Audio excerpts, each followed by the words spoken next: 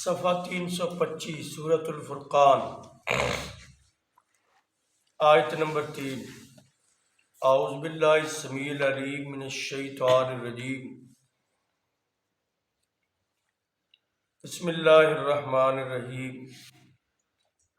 واتخذوا من دونہ آلہۃ لا یخلقون شیئا وہم یخلقون ولا یملکون لانفسہم ضرا ولا نفعا ولا یملکون موتا ولا حیاتا ولا نشورا، صدق اللہ العظیم۔ واتخذوا من دونہ آلہۃ، اور ان مشرکوں نے اللہ کے علاوہ اوروں کو معبود بنا لیا۔ لا یخلقون شیئا، جو کسی چیز کو بھی پیدا نہیں کر سکتے۔ وہم یخلقون، حالانکہ وہ خود پیدا کیے گئے ہیں۔ ولا یملکون لانفسہم ضرا ولا نفعا، اور وہ اپنی ذات کے نفع نقصان کے بھی مالک نہیں ہیں۔ ولا یملکون موتا ولا حیاتا ولا نشورا، اور نہ وہ اپنی موت، زندگی اور مرنے کے بعد اٹھنے کے متعلق کوئی اختیار رکھتے ہیں۔ اور ان مشرکین نے اللہ کے علاوہ اوروں کو معبود ٹھہرا لیا جو کسی چیز کو بھی پیدا نہیں کر سکتے، اور وہ خود پیدا کیے گئے ہیں۔ وہ اپنی ذات کے نفع نقصان کے بھی مالک نہیں، نہ اپنی زندگی، موت اور مرنے کے بعد اٹھنے کے متعلق اختیار رکھتے ہیں۔ پہلی آیات میں اللہ تعالی نے اپنی وحدانیت، توحید کے دلائل ذکر کیے کہ اللہ عبادت کے لائق کیوں ہے، وہ کون سی صفات ہیں یا کون سی وہ خوبیاں ہیں جس کی وجہ سے اللہ ہی کو سجدہ کرنا چاہیے، اوروں کو کیوں نہیں۔ اب اس کے بعد اللہ نے مشرکین کا طرز عمل ذکر کیا، پھر ان کو چیلنج کیا۔ اللہ یہ فرماتے ہیں کہ ان مشرکین نے اللہ کو چھوڑ کر اللہ کے علاوہ اوروں کو، کسی نے بتوں کو، کسی نے فرشتوں کو، کسی نے اللہ کے نیک بندوں کو اپنا مشکل کشا، حاجت روا، داتا، لجپال اور معبود سمجھ لیا۔ اللہ نے کہا چلو سمجھا ہے تمہارے پاس کوئی ان کے معبود ہونے کی دلیل ہے۔ لا یخلقون شیئا، جن کو انہوں نے معبود بنایا ہے وہ ایک ذرے کو بھی پیدا نہیں کر سکتے، اور مالک اللہ کی شان یہ ہے وَخَلَقَ كُلَّ شَيْءٍ، اللہ نے کل کائنات بنائی ہے، زمین، آسمان اور ان کے درمیان کل کائنات کا خالق اللہ ہے۔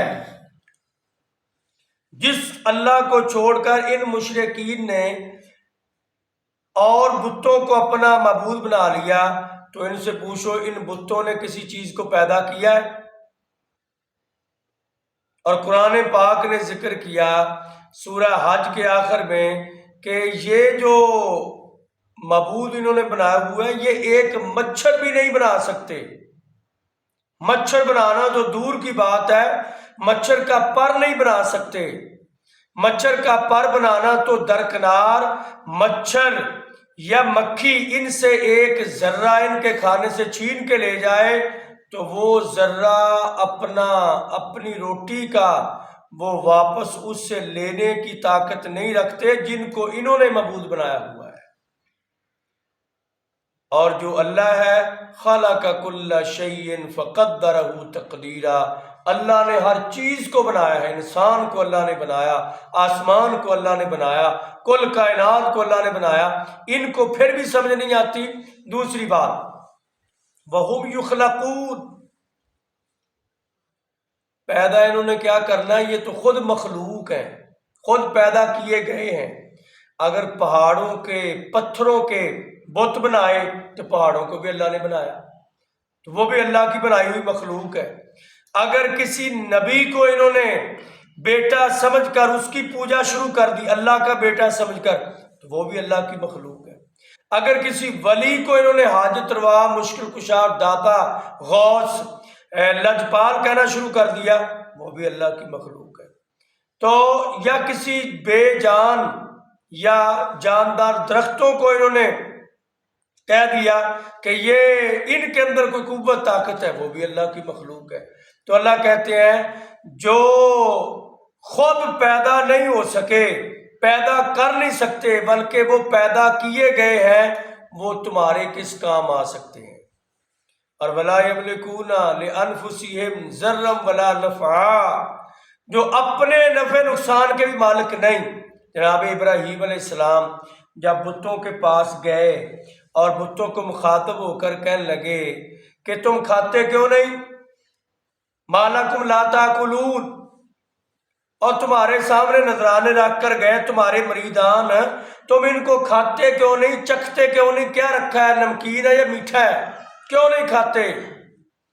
اور ان کو ڈانٹ ڈبٹ کر سیدنا ابراہیم علیہ السلام پھر کہنے لگے کہ اُفٍّ لَكُمْ وَلِمَا تَعْبُدُونَ مِن دُونِ اللَّهِ، افسوس ہے تمہارے اوپر بھی اور ان پر بھی جو تمہارے سامنے آ کر سجدہ کرتے ہیں، کہ یہ بولتے بھی نہیں، یہ سنتے بھی نہیں، یہ اپنے نفع نقصان کے مالک۔ پھر انہوں نے ایک کلاڑا پکڑا، ٹانگ توڑی، بازو توڑا، کسی کی گردن اتار دی، ان کو تیس نیس کر دیا اور لوگوں کو بتا دیا کہ عملی طور پر قرآن تو یہ کہتا ہے نا کہ یہ نفع نقصان کے مالک نہیں، پریکٹیکلی یہ ہے کہ لا یملکون لانفسہم ضرا ولا نفعا، یہ اپنے نفع نقصان کے مالک نہیں۔ اگر ہوتے تو ابراہیم سے اپنا دفاع تو کرتے، کسی کمزور بندے کو مار پڑے وہ آگے سے روکتا تو ہے نا بھی مجھے نہ مارو۔ ابراہیم علیہ السلام نے بے دریغ مارا، پاش پاش کر دیا، ریزہ ریزہ کر دیا، لیکن کسی کو آگے ہمت نہیں ہوئی، وہ نفع نقصان کے مالک ہی نہیں۔ جو اپنے نفع نقصان کے مالک نہیں، وہ تمہارا کیا بھلا کر سکتے ہیں؟ تو اللہ یہ بتانا چاہتے ہیں، ان کو شرمندہ کیا جا رہا ہے، مشرکین کو، کہ جن کی تم پوجا کرتے ہو وہ اپنے نفع نقصان کے مالک نہیں۔ ولا یملکون موتا ولا حیاتا، جو نفع نقصان کے مالک نہیں، وہ موت کے کیسے، یعنی جو پیدا نہیں ہو سکے، وہ پیدا نہیں کر سکتے، تو وہ پیدا ہوئے مخلوق ہیں، اور جو مخلوق ہوتی ہے، جو دنیا میں پیدا ہوتا ہے، آخر اس نے ایک نہ ایک دن مرنا ہے، وہ مالک کی شان ہے، کل من علیہا فان وَيَبْقَى وَجْهُ رَبِّكَ ذُو الْجَلَالِ وَالْإِكْرَامِ، کہ جو دنیا میں آیا ہے اس نے ایک نہ ایک دن مرنا ہے، اور یہ شان اللہ رب رحمان کی ہے کہ وہ ہمیشہ ہمیشہ کے لیے زندہ رہے گا۔ تو یہ رب کے علاوہ اور کوئی اس صفت کا مالک نہیں۔ وَلَا يَمْلِكُونَ مَوْتًا، وہ موت کا اختیار نہیں رکھتے، کسی کو مار نہیں سکتے، اور اپنی موت سے آپ بچ نہیں سکتے، بلا حیاتا، اور اپنی زندگی کو ہمیشہ بحال نہیں رکھ سکتے، جس پر وقت آ گیا اس کو ٹال نہیں سکتے، ولا نشورا، اور نہ وہ اٹھنے کا اختیار رکھتے ہیں کہ خود بخود اٹھ سکیں۔ جس کو اللہ مار دے، اللہ کے اٹھانے کے علاوہ کوئی اٹھا نہیں سکتا۔ تو یہ اللہ نے بتانے کا مقصد یہ ہے کہ معبود وہ ہوتا ہے جو پیدا کرنے والا ہوتا ہے، لا یخلقون شیئا۔ اس کا مفہوم مخالف یہ ہے کہ معبود اسے سمجھا جائے گا جو پیدا کرے، خود پیدا نہ ہو بلکہ وہ پہلے سے ہی ہو، وہ پہلے سے اسے پیدا نہ کیا جائے، وہ پیدا کرنے والا خالق ہو۔ اور جس کو پیدا کیا جائے پھر وہ معبود نہیں ہو سکتا، اور جو معبود ہوتا ہے وہ اپنے نفع نقصان کا بھی مالک ہوتا ہے، اس کو کوئی نقصان نہیں پہنچا سکتا۔ اگر نفع نقصان کا مالک یہ ان کے معبود ہوتے تو جن کو انہوں نے بنایا وہ فوت نہ ہوتے، ان کو بیماریاں نہ آتی۔ اگر پتھروں کو کہا پتھر بھی ٹوٹ گئے، اگر انسانوں کو سمجھا انسان فوت ہو گئے، قبروں میں چلے گئے، تو اللہ نے کہا تو معبود وہ ہوتا ہے جو نفع نقصان کا مالک ہوتا ہے، جس کو چاہے نفع دے، جس کو چاہے نقصان سے بچا لے، جس کے پاس یہ اختیار ہے وہ معبود ہے۔ ولا یملکون موتا ولا حیاتا، یہ موت و حیات کے بھی مالک نہیں، یعنی معبود وہ ہوتا ہے جو جس کو چاہے مار دے اور جس کو چاہے زندہ رکھے، جیسے ابراہیم علیہ السلام نے کہا تھا ربی الذی یحیی و یمیت، میرا اللہ وہ ہے جو زندہ کرتا بھی ہے اور مارتا بھی ہے۔ رب کے پاس یہ قدرت ہے، جس کو چاہے زندہ رکھے جب تک رکھے، اور جس کو چاہے مار دے۔ موت بچپن میں آ جائے، جوانی میں آ جائے، بڑھاپے میں آ جائے، یا انسان بالکل ادھیڑ عمر میں چلا جائے تو زندہ رکھے، 100 سال سے بھی اوپر رکھے، مالک کی مرضی ہے۔